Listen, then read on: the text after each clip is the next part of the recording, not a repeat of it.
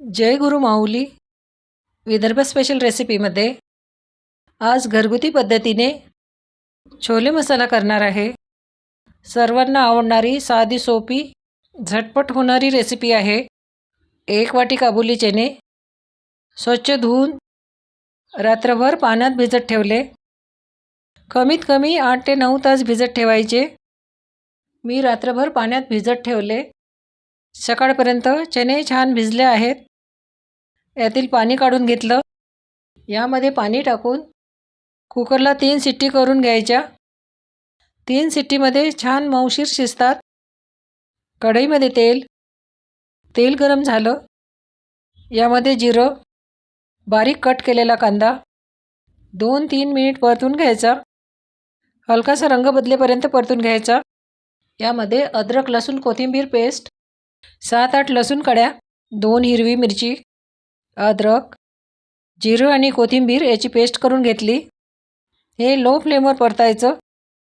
त्याच मिक्सरच्या भांड्यात 1 टोमॅटो, 14-15 उकडलेले काबुली चणे याची पेस्ट करून घेतली। हिरवी पेस्ट छान परतल्या गेली।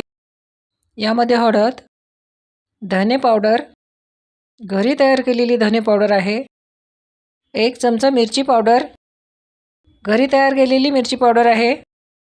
रंग आणि चव छान आहे। मिरची पावडर आपल्या आवडीनुसार टाकायची। हे 1 मिनिट परतून घ्यायचं। मिक्सरला बारीक केलेली टोमॅटो आणि छोले पेस्ट टाकल्यामुळे छान घट्टसर ग्रेव्ही तयार होते। हे सर्व तेल सुटेपर्यंत परतून घ्यायचं। सबस्क्राईब केले नसेल तर प्लीज सबस्क्राईब करा, रेसिपी लाईक करा। असं कढईला तेल सुटेपर्यंत परतून घ्यायचं। यामध्ये शिजवून घेतलेले काबुली चणे पाण्यासहित टाकायचे आहे।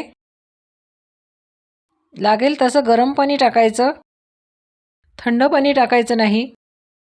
यामध्ये कसुरी मेथी, 1 चमचा काळा मसाला, घरी तयार केलेला विदर्भ स्पेशल काळा मसाला आहे। याची रेसिपी अपलोड केली आहे। चवीनुसार मीठ, सर्व मिक्स करून घ्यायचं। मीडियम फ्लेमवर उकळी येऊ द्यायची। यावर झाकण ठेवायचं।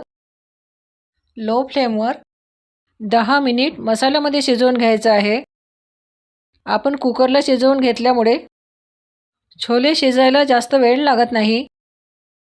10 मिनिटानंतर छोले छान शिजले आहे। याची ग्रेव्ही बघा, घट्टसर झाली आहे। टोमॅटो छोलेची पेस्ट टाकल्यामुळे छोले एकीकडे पाणी एकीकडे असं झालं नाही, छान घट्टसर झाली आहे।